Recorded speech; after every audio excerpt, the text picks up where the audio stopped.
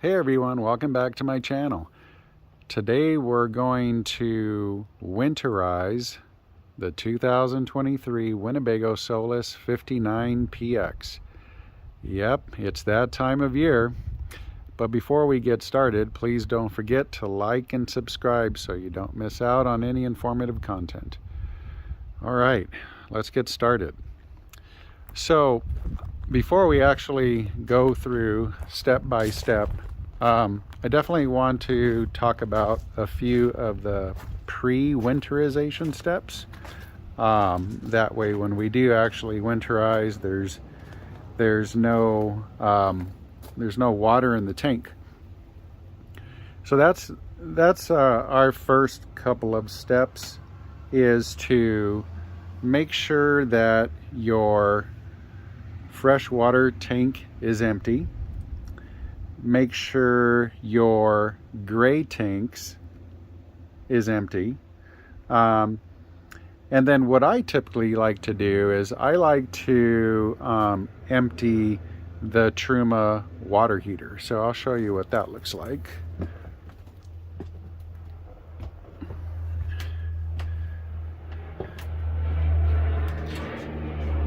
All right. And so it might be hard to see, but the first thing you want to do is just kind of a safety feature is you kind of want to make sure your LP is turned off. You also want to make sure that your Truma system is turned off. So there's a little switch here.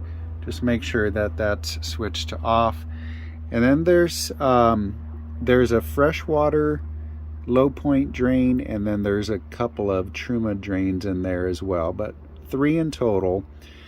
So what I do is I just empty the water, one from your freshwater tank to make sure it's completely empty, and then I'll also empty any water that's left over in the water heater.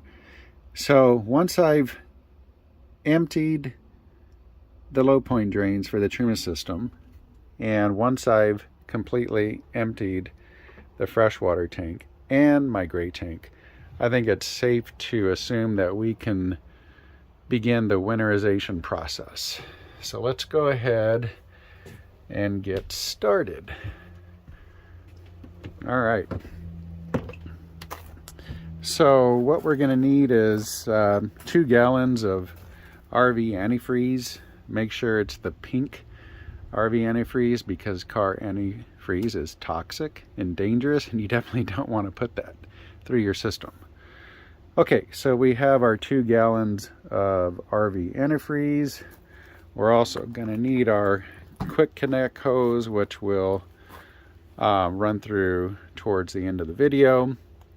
But the first thing we want to do is we want to set our Nautilus system to winterize. And again, I apologize for the shadows, but your winterize setting is right here. So I've already gone ahead and set the Nautilus system to winterize. And what this is going to do is this is going to bypass your Truma water heater. We don't want any water flowing or any RV antifreeze flowing through the Truma system. So when you set your Nautilus plumbing system to winterize, the way it's designed is it will pressurize the system with RV antifreeze, but it will also bypass the Truma water heater, so you don't get any RV antifreeze inside of the Truma water heater system. All right, so let's go ahead and turn the water pump on to begin pressurizing our system with the RV antifreeze. So here's the pump. Let's go ahead and turn that on, and you'll hear it start to all right, so you can see it drinking that RV antifreeze rather quickly. So we'll let that go. Perfect. Okay, so now that the RV system, or the RV antifreeze has gone through the system, it's pressurized. So now we can go and pump that RV antifreeze through each of our water lines, specifically our water outlets. So that'll be the shower, that'll be the sink faucet, and then, as I mentioned earlier, that'll be with the quick connect. We have a quick connect outdoor shower here, and then we have a quick connect outdoor shower in the front. So we'll just hit those two areas towards the end. Okay, so let's go ahead and start high to low. So let's start with the shower first.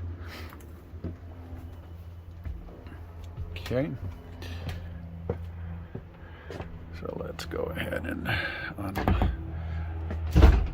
unlock the bathroom there. Let's move this out of the way. Over here. All right. So let's get this shower here. And we're just going to, when you turn on the shower, I'm just going to empty it so that it drains in the toilet. And then towards the end, if we have any leftover, which we should, we can pour that leftover into the shower drain down below there. But for now, we'll just turn on the cold water and we'll let that run until we see pink.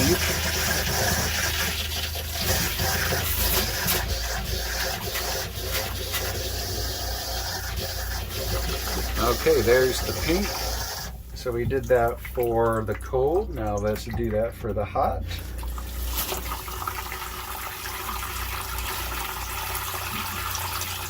Let that run for a few seconds. I think that's sufficient. Okay. That's good. So we done the cold and the pink, and then let me empty this real quick, and then we'll also flush the toilet. And we see we have pink there, so that's good. All right.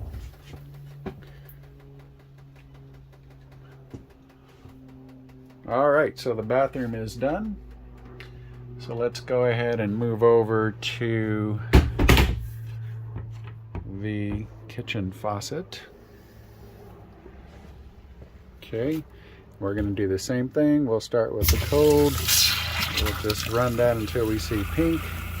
Okay. And then we'll do the hot.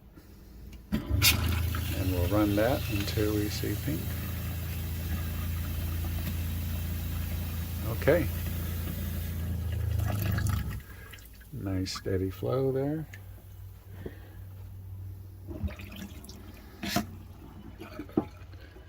Okay. It looks like my first bottle is just about empty. So we'll go ahead and change this out.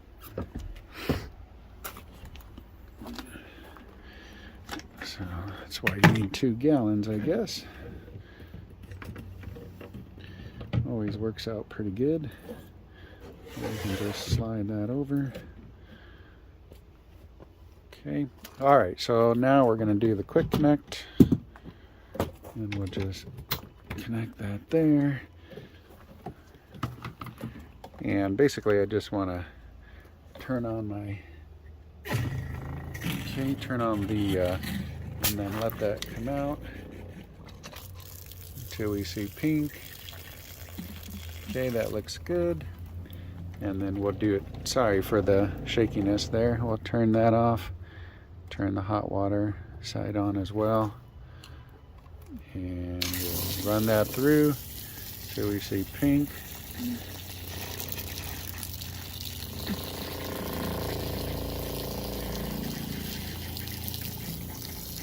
Okay, that should be good. Let's go ahead and turn this off. and let me bleed the pressure. Perfect. Let's go ahead and take this out.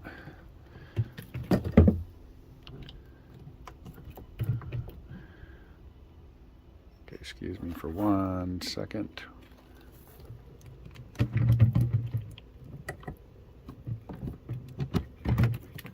Huh.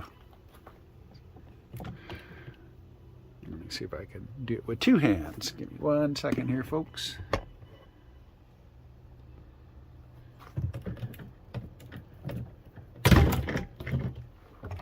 There we go. Had to use 2 hands. Okay. So we can now do the front. Make sure this line is winterized as well. Okay.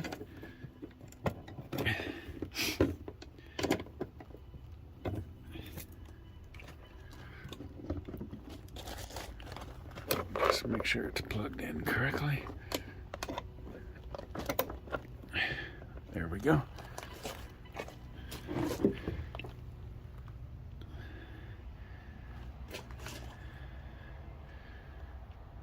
Okay.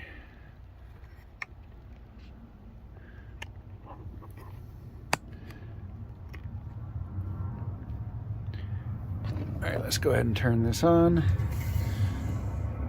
And just let it go till it turns pink.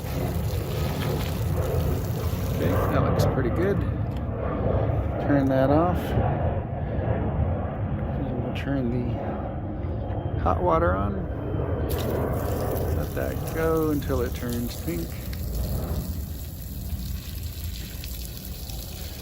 There we go. Perfect. Let's turn that off. Okay. So, of course, you got to use the 2 hands. So let's bleed the line first. Okay, perfect. And set that down so I can use 2 hands. Perfect. Okay.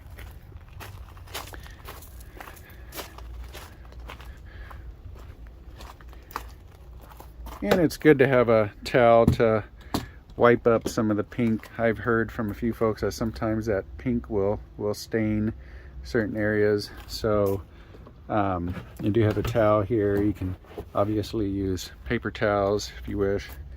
Either one works fine.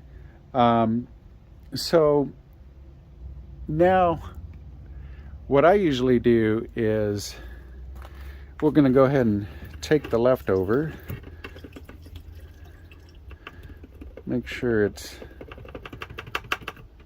out of there. You'll probably have some pouring out there. We can wipe it up, no problem. But what I like to do is probably drain half of this into here, and then definitely drain the rest in the shower drain. Okay. So we'll just pour it down in the drain there. Make sure those lines are good. Okay.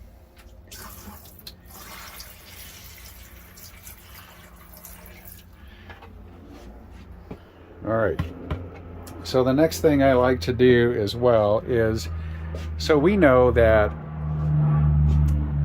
when we set our Nautilus system to winterize, it's pressurizing the entire system. It bypasses the Truma water heater. But what I like to do, just as a safety precaution, again, is I like to make sure that these drains are in fact empty. So if for some strange reason some water got into the Truma water heater system, we can just empty those right now. So there are 3 low point drains here, and again, I've already shut off the system, so there's 3 low point drains. So we're just going to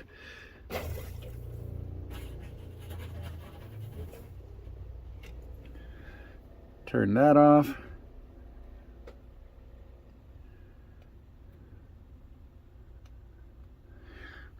And we're Turn that off. And we're going to turn that off.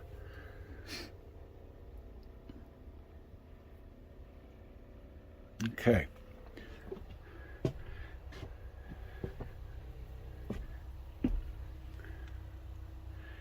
All right, folks, I think that is all of the steps that we need to winterize. So let's just kind of go through. I kind of made a little checklist here. Let's go through each of the steps so we know just step by step all of the steps that we went through to winterize each process. So number one is definitely make sure to empty the fresh water tank. Definitely make sure that you empty the freshwater tank low point drain, which is located back where the Truma system's at. Empty the gray tank, set your Nautilus system to winterize, turn on your pump to pressurize the system so that the system can begin drinking the RV antifreeze. And then we just want to kind of start from high to low through the system, through the coach. Start with the shower, hot, cold. Make sure you get RV antifreeze running through those lines. Go to your kitchen sink faucet, do hot and cold. Make sure lines are going, antifreeze is going through the faucet on the hot cold side. Then you want to do both of your quick connects. And then, pour any leftover antifreeze into the kitchen sink drain, and then also the shower drain. Now, if I missed anything, please feel free to leave it in the comments below. Pretty sure I covered all the areas. Now, what I like to do is leave the system pressurized in winterize mode. So whether you're out dry camping or camping in the winter or camping in, freezing temperatures, you don't want to change it to dry camping. You want to definitely leave it in the winterize setting. What you will do probably is turn on the Truma furnace, and that is a separate mechanism. So you're not really turning on the water heater. You definitely don't want to turn on the water heater because you're going to boil that antifreeze.